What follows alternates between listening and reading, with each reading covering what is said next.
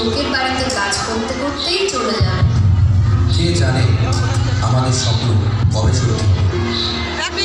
আচ্ছা, তুমি বড় হয়ে জীবনে কি হতে চাও? আমি ডাক্তার হব। আমি তো ইঞ্জিনিয়ার হব। আমি লয়ার হব। আমি তো প্রফেসর হতে চাই। আমাকে তো এয়ার হোস্টেজ হতে হবে। জীবনে কোনো কিছু হলেও অতটা সোজা না, তার জন্য অনেক কষ্ট করতে হবে।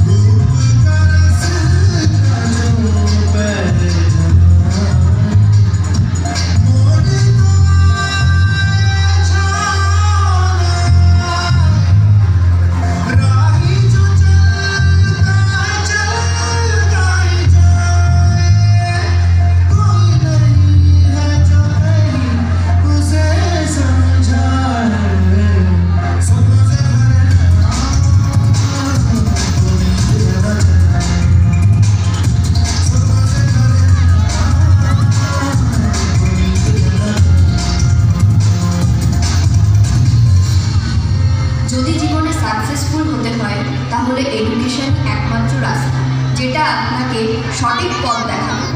চলো আজকে থেকে আমরা কাজ করব না, শুধু পড়াশোনা করব আর আমাদের স্বপ্ন পূরণ করব।